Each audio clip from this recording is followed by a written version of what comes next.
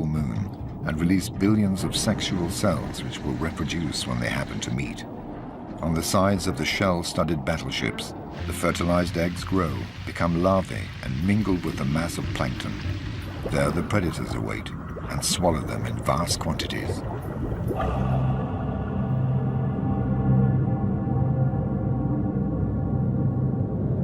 The largest of these has managed to move its 10-ton bulk here for this annual rendezvous, which promises to provide it with an orgy of plankton. This 18-meter giant, the whale shark, has come with its escort. Jacks take advantage of the hydrodynamic effect it creates to travel more quickly and without effort.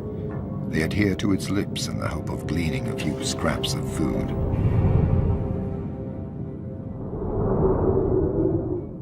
Remoras stick to the whale shark's tail with her suckers.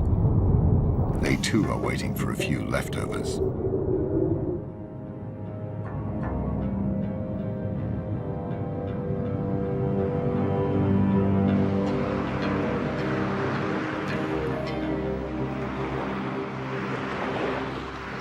The whale shark is joined by other giants. Their perception of the electromagnetic field and their age-old instinct has enabled them to make this annual journey at the same time every year. They suck up the plankton at the surface rather like skimming the cream off milk. They greedily swallow 2,000 tons of water and plankton per hour. The water is ejected through their gills, which are fitted with filters to trap the food. Despite their 300 rows of minute teeth, they never masticate.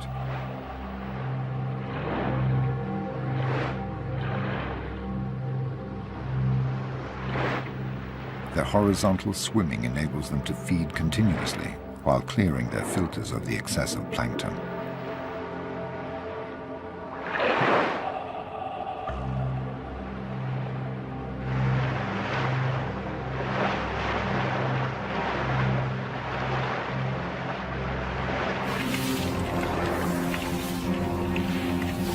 But the whale shark does not feed only on eggs and larvae.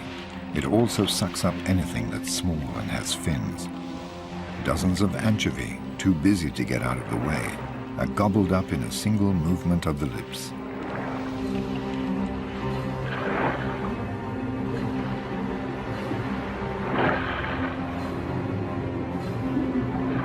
When the school of anchovy takes flight, the shark heaves itself back round towards it. The anchovy then seek to protect themselves by twirling around its body.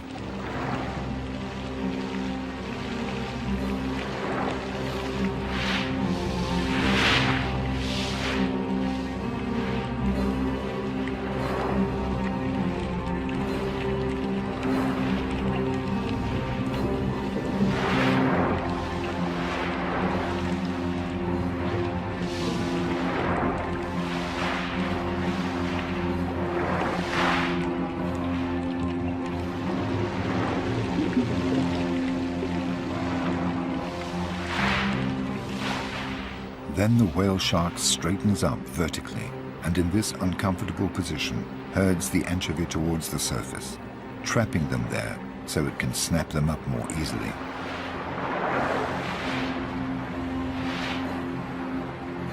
You are never alone in the ocean. Inquisitive sea lions come to see this great beast which is feeding on anchovy in their own hunting ground. It has left them without anchovy and is calmly gliding away. The sea lions have noticed more interesting prey, a school of steel pompanos, also attracted by the plankton. Faced with the predator, the steel pompanos regroup into battalions and close their squad's ranks. Like an army of immortals, lost in the mass, they seem invulnerable. The sea lion has a problem, focusing on a single pompano. In response to their zigzagging maneuvers, it counters by dividing up their battalion. Finally, it notices the fish that is having trouble keeping up with the rest. It isolates it and will not let go.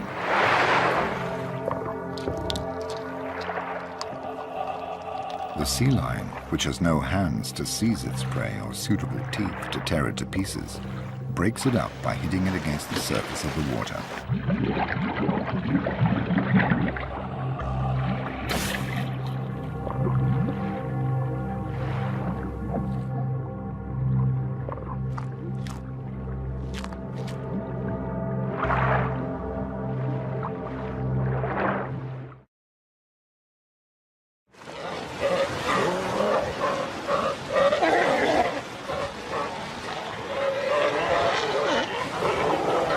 sea lion is a mammal and likes to play for the sake of playing, often to the detriment of its prey.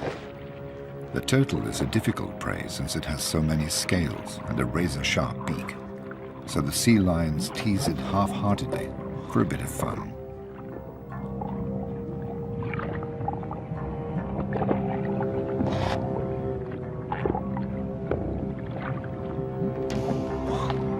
The reptile gets off lightly for the time being.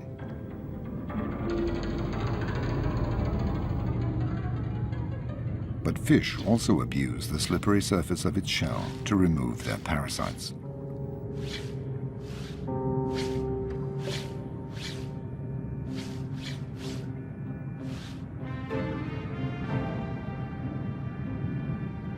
The turtle basically lives on what the reefs offer it, coral.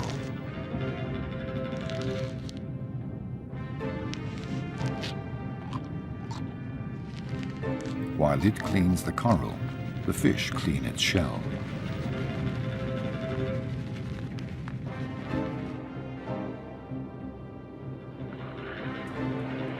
The turtle has found its favorite meal, the sea cucumber, a mollusk. The animal tightens into a ball to avoid being bitten and is swept along by the current towards the rocks where it tries to hide.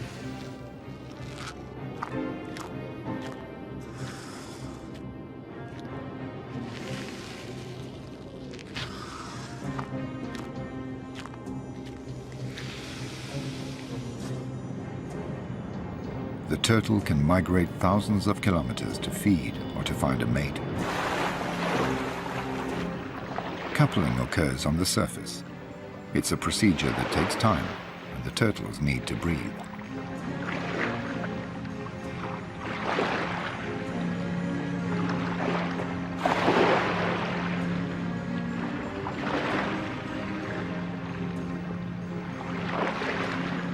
In the tossing waves, the male clings on with its rear flippers, while the female wears itself out trying to recover its breath.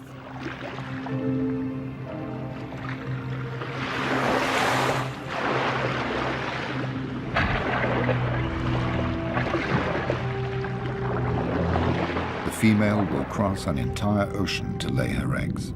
She will face 1,000 predators and will often have to break using her 4 flippers in order to avoid them. But she will always end her life in the mouths of scavenging sharks. At one of the summits of this food pyramid, one solitary predator reigns supreme, the tiger shark, king of the warm waters. Always on the lookout for food, the 6-meter-long predator glides along in coastal waters near oceanic islands. If it fails to find any live prey, this fin dustbin contents itself with picking clean the dead bodies lying among the reefs. The tiger shark, a veritable hyena of the seas, is a great eater, but none too fussy about what it eats. It does not discriminate, and happily bites into everything. Large and small fish, manta ray, turtle, marine birds, sea lion, but also tin cans, boots, and even compromising papers belonging to one of Napoleon's spies. Anything that arouses its sensory receptors will provoke an attack.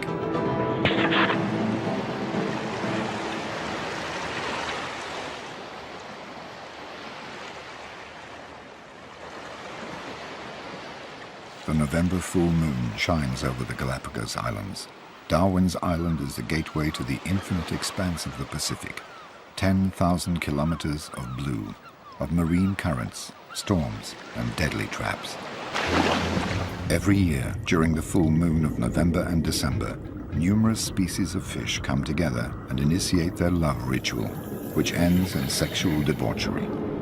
Male jacks, attracted by the smell of the pheromones released by the females, set about pursuing them, all against one. The males give up their pursuit as soon as the female has laid her eggs, and they have had the chance to fertilize them. Billions of oocytes turn the sea cloudy and attract another giant predator, the manta ray. This cousin of the shark, supported on wings spanning 6 meters, swims through kilometers of schools of pelagic fish busy reproducing.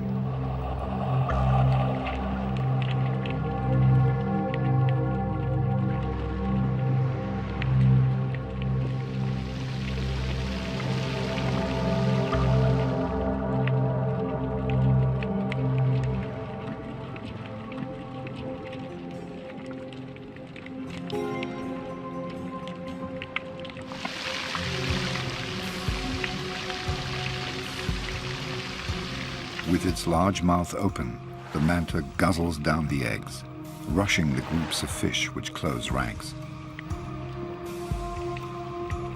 Side by side, the rays comb the sea, swallowing thousands of lives.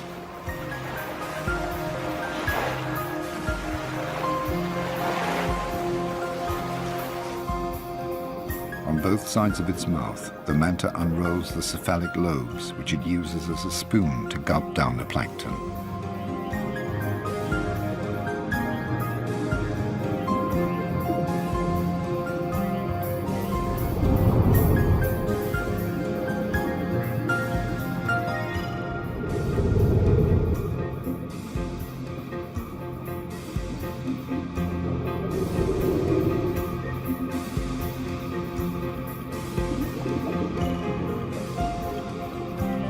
Attached by their suckers to the manta's back and belly, the remoras feed on food scraps and parasites.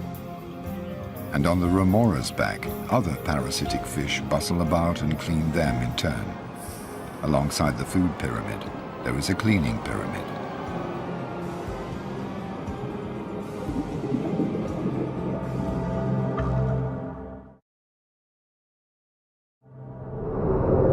In the undersea world, no creature has hands to clean or scratch itself. So prey and predator spend a lot of time rendering such services to each other. Its meal over, the manta ray has just come to rest over a reef, always the same one, and offers its gaping mouth to the scavenging wrasse, which thoroughly rid it of its parasites.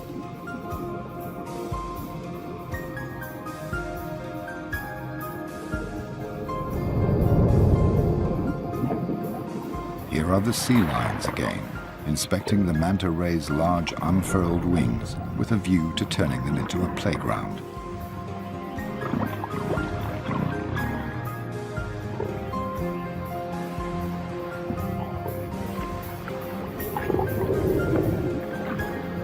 This ballet between mammal and shark has a different meaning for each. Only the sea lion is sufficiently developed to have a sense of play. It's having fun, while the manta is putting up with its antics. The sea lion discovers a new game, surfing.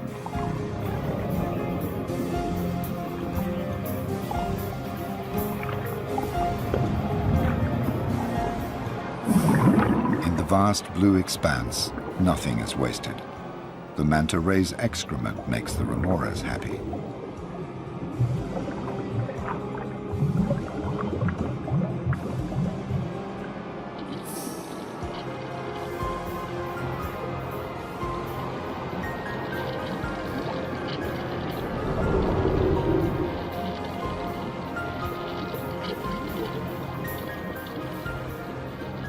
In the sea, everything is recyclable and recycled. The manta ray's scraps are patiently absorbed by the mollusk.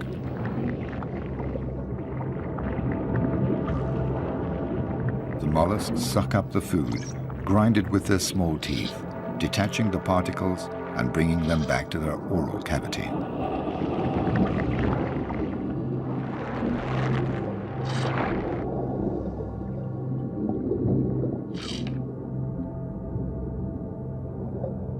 All living organisms shut away among the coral, capture, catch, trap and feed on minute particles.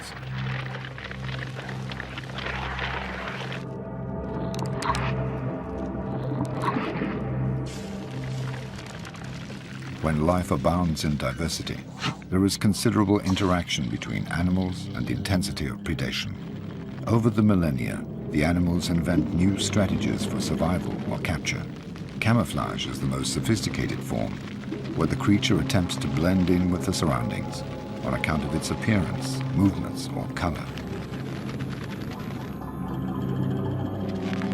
A crab carries an entire sea urchin in order to hide and to put off its predators. Other monsters lie in wait in the sand and only keep one eye above the surface.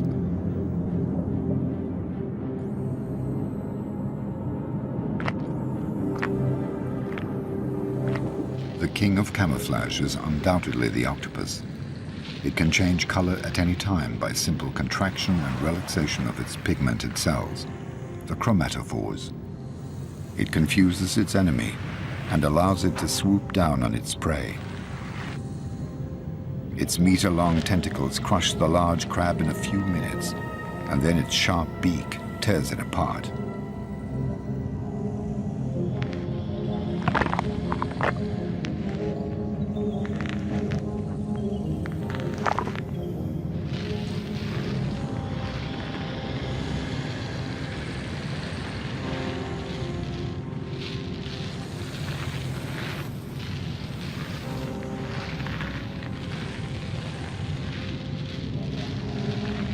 The octopus also has enemies, and they know when to surprise it.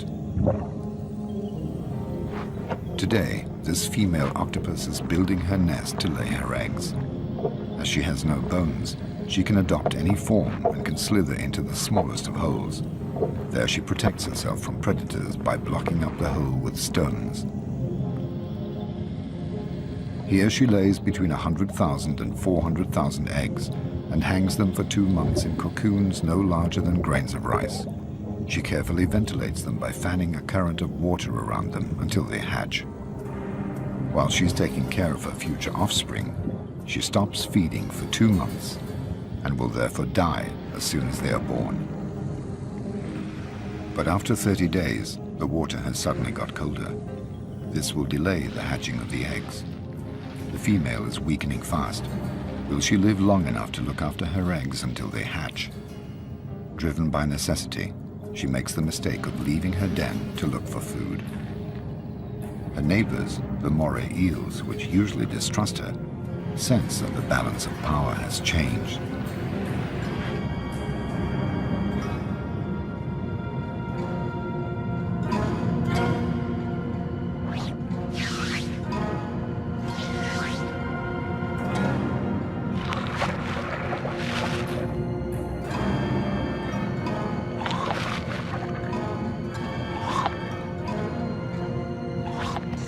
The octopus's ink does not succeed in dissuading its predators.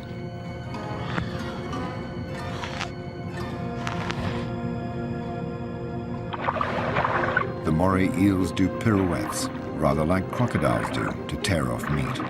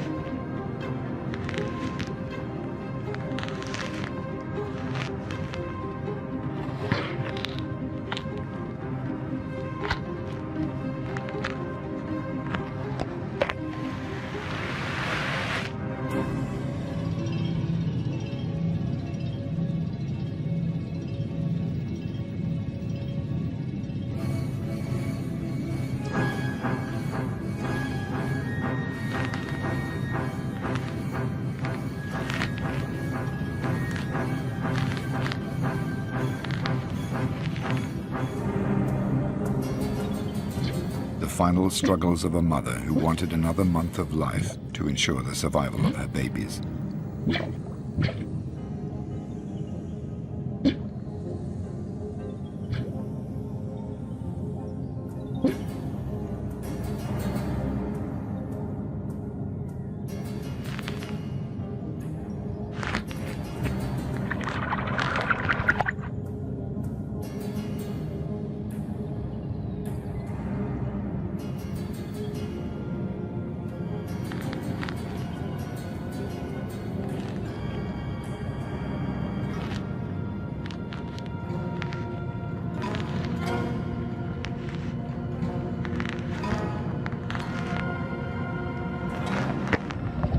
The female dies in one last cloud of ink.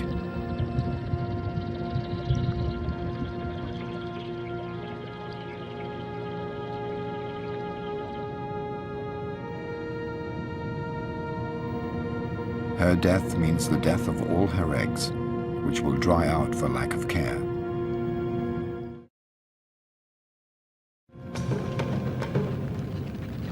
It's the time of the truce, a time when the prey cleans the teeth of the predator, who badly needs it.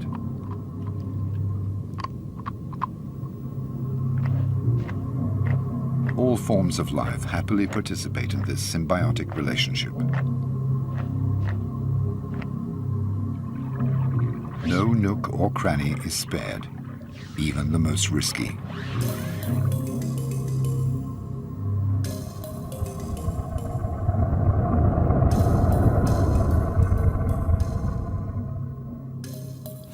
Some fish are more cautious and don't entrust their flanks to others. They rid themselves of their parasites using a stone until it becomes too smooth. Or they use the coarse skin of the coral shark for their grooming.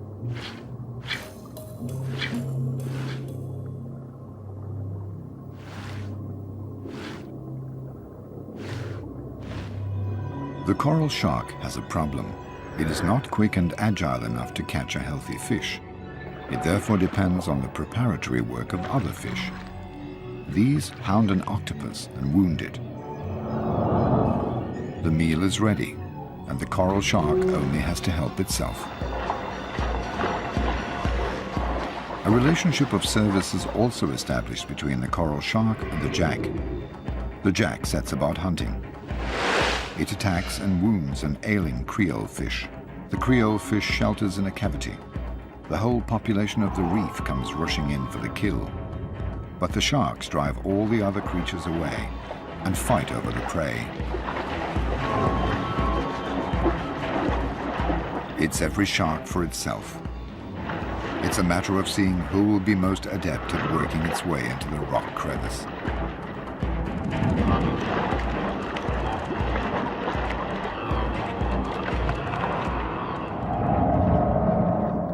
And then it's siesta time, some lying on top of others like lions, but minus the affection. Leopard rays hunt under the very eyes of their predators, but they have nothing to fear from the hammerhead sharks as long as they're not diseased or wounded. They scan the floor with their nose, which is designed to detect crabs, shells, and mollusks. They dig to unearth them and take in sand at the same time.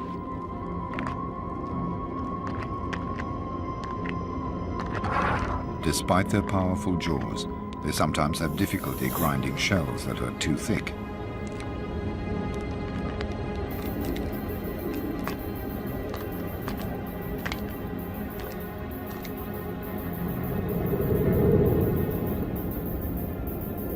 And soon the schools of leopard rays will cover the sea like so many stars carpeting the sky. It's time for the killer whale to try its luck. This mammal reigns supreme at another summit of the food pyramid. It's the nightmare of the rays, because unlike the sharks which only hunt at night, it's active day and night and needs to feed more often than sharks. It harasses the rays until they become exhausted and zeroes in on the weakest.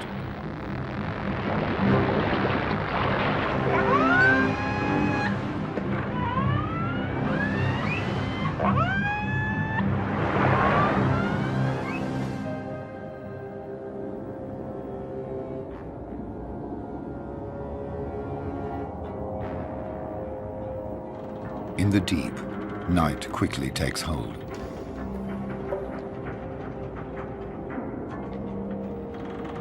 Among the debris of naval battles, another battle is played out.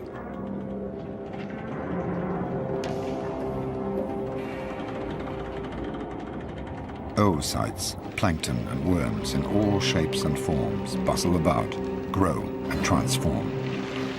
Schools of young sardines begin to come together, gradually forming enormous shoals. An army of cuttlefish moves into line and maneuvers to surprise them.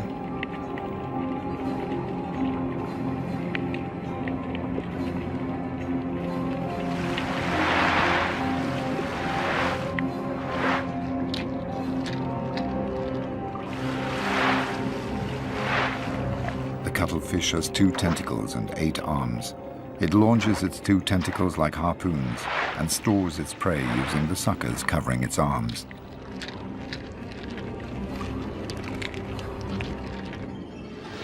Sharks are also present. At night, the sea belongs to them. They're on the prowl to satisfy their appetite. All their prey know it, and they all lie low.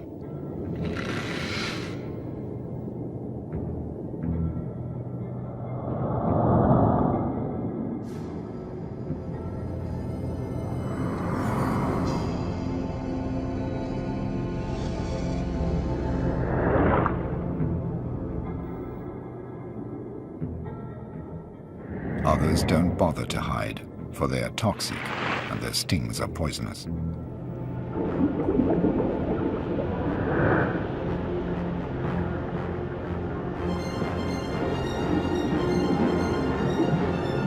The sharks spread fear, track down hiding places, and hound those fish that panic.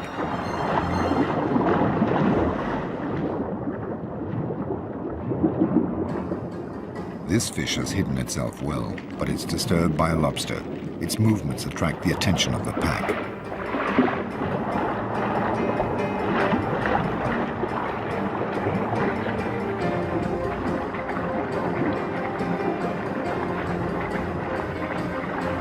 The red fish ends up being caught.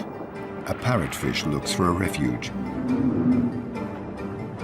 Will a mere crevice be enough to protect it from the relentless sharks?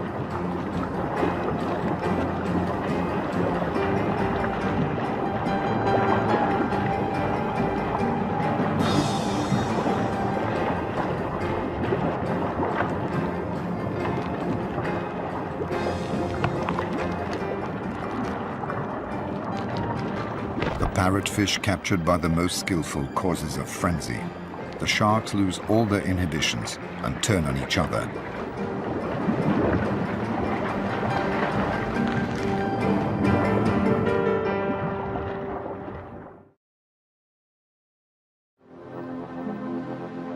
It's along the coasts of Chile and South Africa that the food chain appears in all its splendor. Cold currents trapped between the coasts and the continental shelf travel northwards where they mix with the warm waters. This cold current is rich in plankton and attracts schools of pelagic fish, such as sardines, which use it as their staple diet. Enormous shoals of sardines are formed, covering several hundred kilometers, and are driven by the cold current surging up the coasts toward the warm waters where they will breed.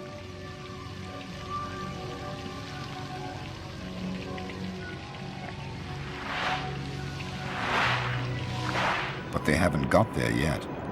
Their journey will turn into a genuine obstacle course. All the sea's predators will be converging on them, starting with the schools of jacks, whose equivalent on dry land are packs of wild dogs.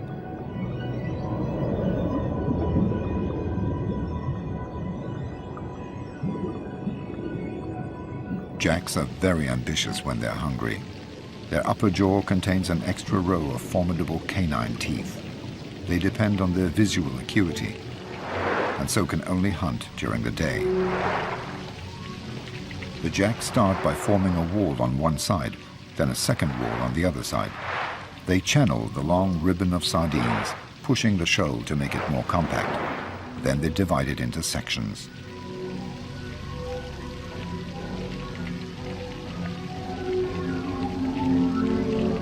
The sardines close ranks, squeezing up against each other. Finally, the jacks isolate a group, pursue it, and drive it towards the surface. Then they proceed to attack.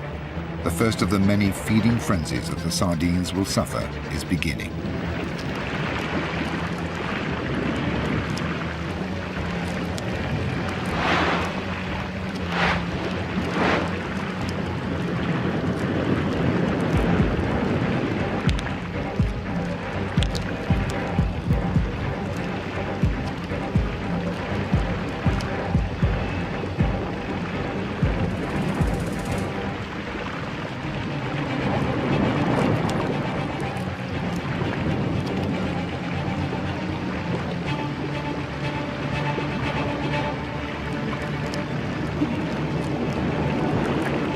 The sea is suddenly awash with millions of scales and pieces of flesh. These attract manta rays, which devour the particles.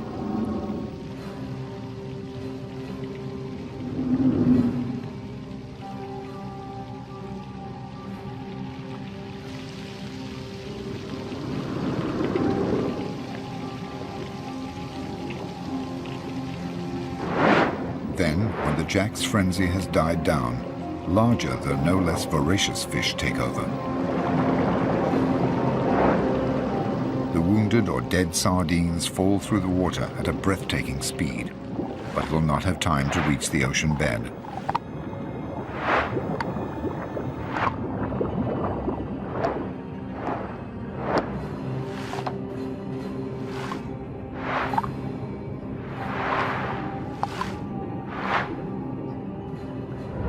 Finally, black-tipped sharks, as always, gather up the remains of the work of others.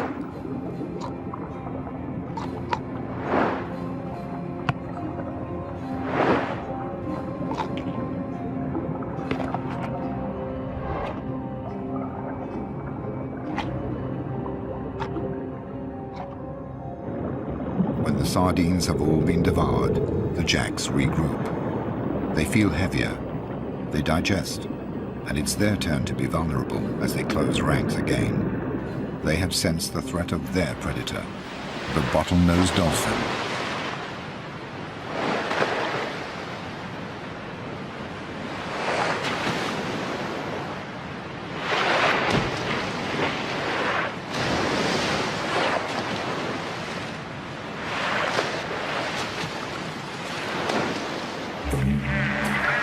The dolphin is guided by sound. It sends sound signals which hit the fish and bounce back to its lower jaw in the form of images. Once it has seen a jack that is weaker than the others, it doesn't let it go. The jacks have no other defense but to scatter.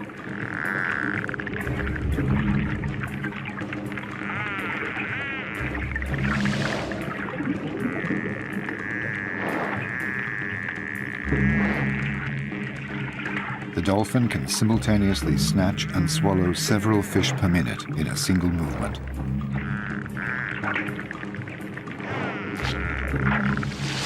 After 6 minutes, the bottlenose dolphin has to return to the surface to breathe. The enormous school of sardines continues its progress northwards. All the sardines are the same size and the same age. The ones at the front are better fed and can get oxygen more effectively, but they tire quickly and they're in the front line, and so more likely to be eaten by predators. And these predators, common dolphins, have come from far away, attracted by the high-frequency sounds emitted by the school of sardines. Dolphins have a very keen sense of hearing when they're hungry. Some 10,000 of them cross the dark and cold waters to pounce on 1 billion sardines.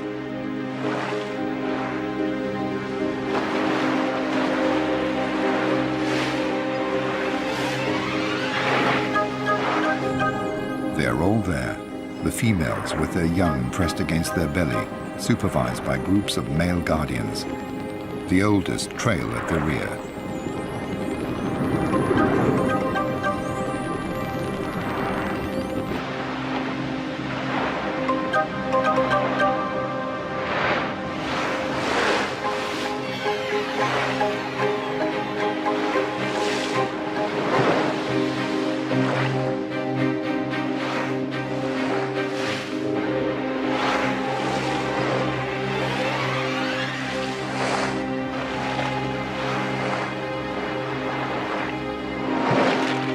They all have a voracious appetite. They communicate their enthusiasm and fine-tune their hunting strategy. The well-organized dolphins dive under the shoal of sardines and push it up towards the surface. All they have to do now is open their mouths and help themselves.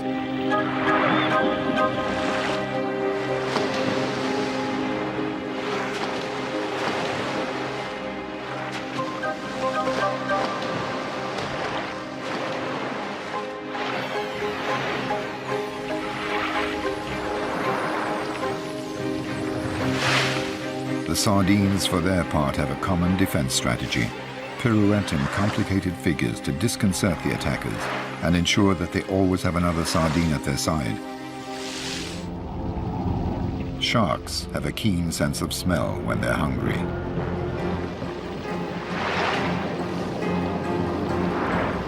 Unlike dolphins, sharks don't live in a cohesive social structure. It's every shark for itself.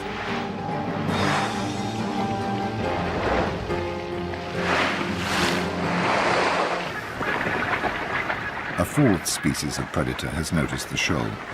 Colonies of gannets cover 200 kilometers a day to go and fish. The gannet has very keen eyesight when it's hungry. From above, it sees the school of sardines that has been pushed up near the surface by the dolphins, and which is now increasingly compact. The gannet floats like a buoy, so it has to dive at 100 kilometers an hour in order to pierce the surface of the water. At the last moment, it folds back its wings to avoid smashing them, thus creating a hydrodynamic form.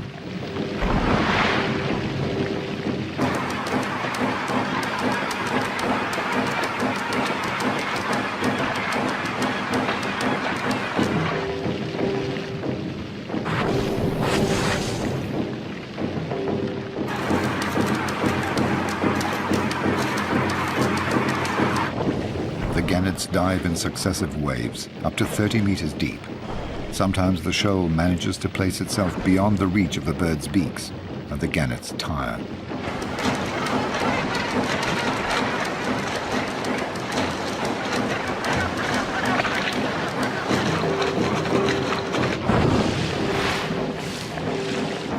Predators arrive from all over, common dolphins guided by their sense of hearing, gannets by their eyesight, and sharks by their sense of smell. An informal alliance of predators formed for a feeding frenzy.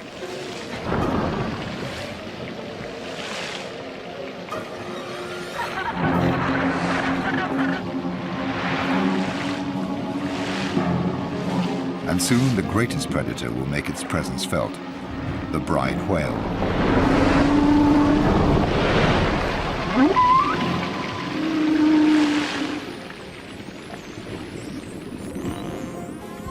The party is over for today, and the common dolphins return to their polar waters. They express their contentment, sharing their excitement, and regaling their young with lengthy tales of the hunting adventure. For the young are there too. They have not taken part in the hunt, but they have observed it, hidden beneath the belly of the adult females. The females took it in turns to dissuade the sharks from coming near until they had all eaten their fill. The school of sardines, despite its losses, continues northwards and approaches the coast. It passes alongside a cliff where a sixth predator perches. The frigate bird, with its 2-meter wingspan. The king of the gliders is also king of the cowards. Unlike the gannet, the frigate bird does not secrete enough oil to protect its wings, so if its wings become wet, it sinks. It has therefore adapted its hunting method to its handicap. It is one of nature's bag snatchers.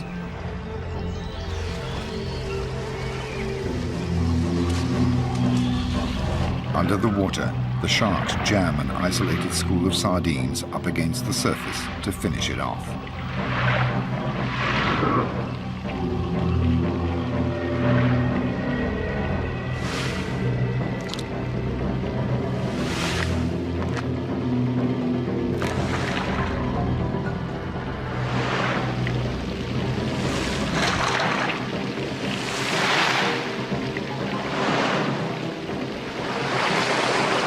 The frigate birds have to sneak between the shark's teeth and the spattering of blood without getting too wet in order to capture their prey.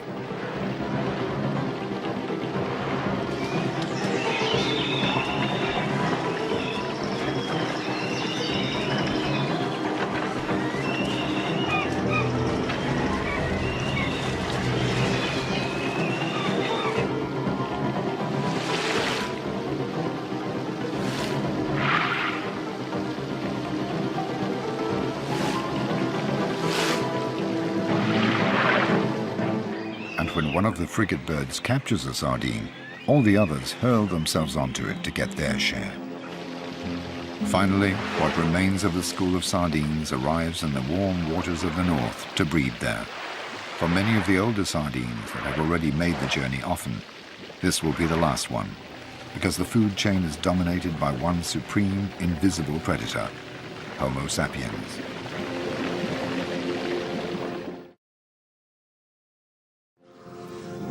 The overly warm waters, the stress created by the predators, and asphyxia due to the sardines' compact formation have caused collateral damage.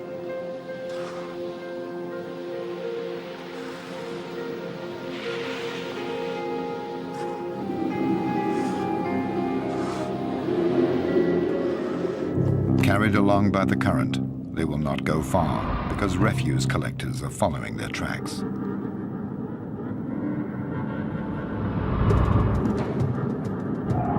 The cleaners of the seas work furiously at emptying every reef and every crevice. They are so excited and overworked that they become clumsy.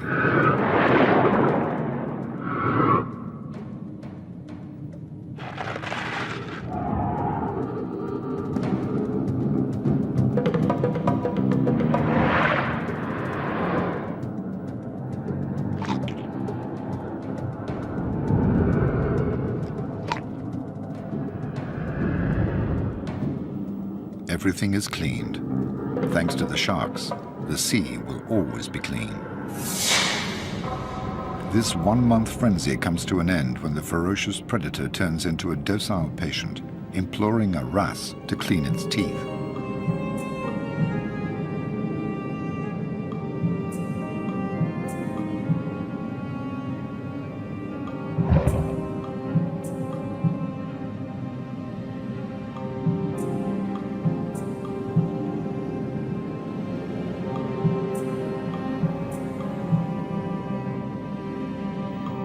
Its body is so tense above the reef that it forgets to swim and risks sinking.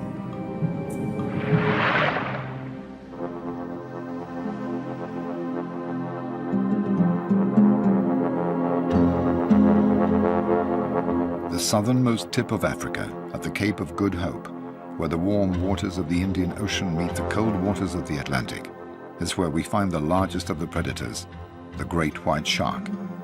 It lords it over a large area containing a dozen colonies of sea lions, its favorite prey.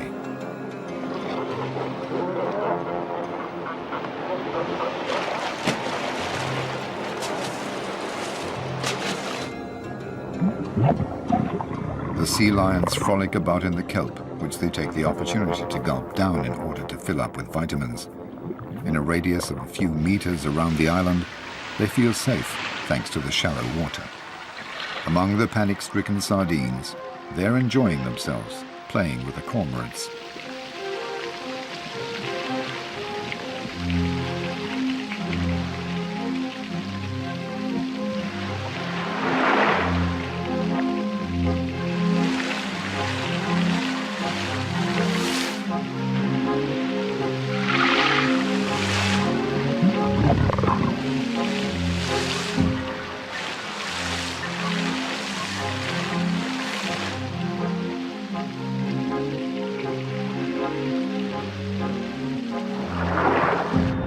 A few meters away, the great white sharks are patrolling, waiting for a sea lion to get carried away with the game and make a mistake.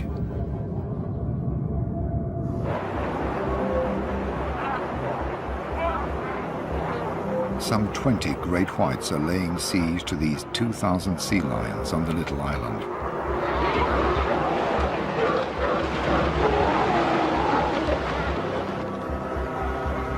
The island is a fortress surrounded by a circle of death.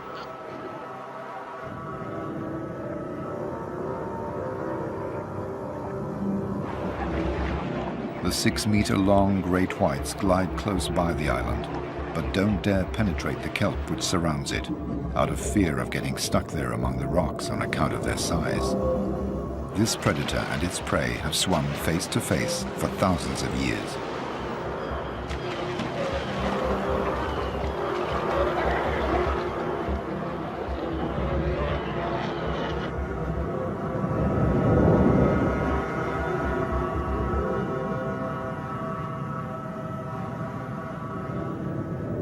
But in order to go and look for food in the sea lions have to take the risk of crossing the circle of death.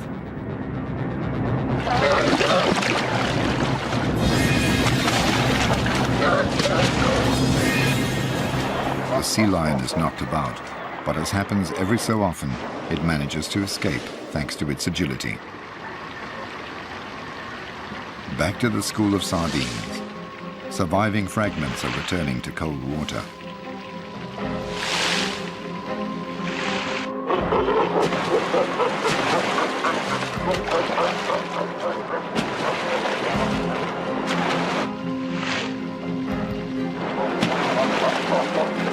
Bronze sharks, natural predators of the sea lions, join them but don't pay them any attention. But the sea lions make sure they keep behind the sharks, even nibbling at their tails by way of teasing. Now they have to cross the circle of death again to get back to their island. It's evening, the time when birds migrate and the great white shark is at its most active.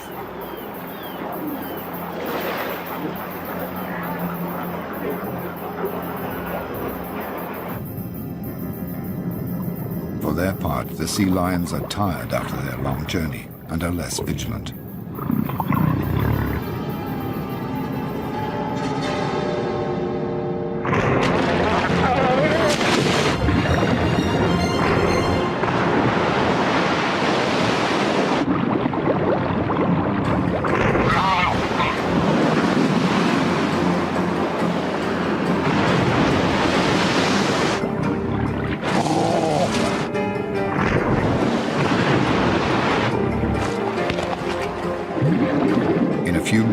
The sea has turned blood red, and the great white sharks, the summit of the food pyramid, have killed the weakest, the most absent-minded, and the most hesitant.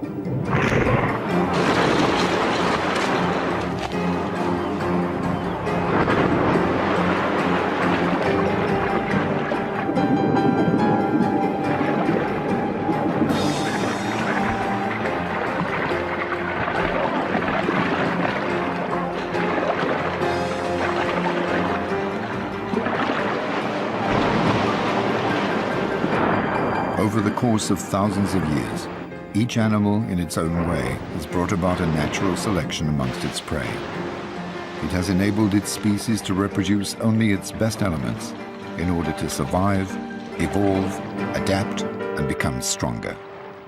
In the sea, as on land, failure to adapt leads to extinction.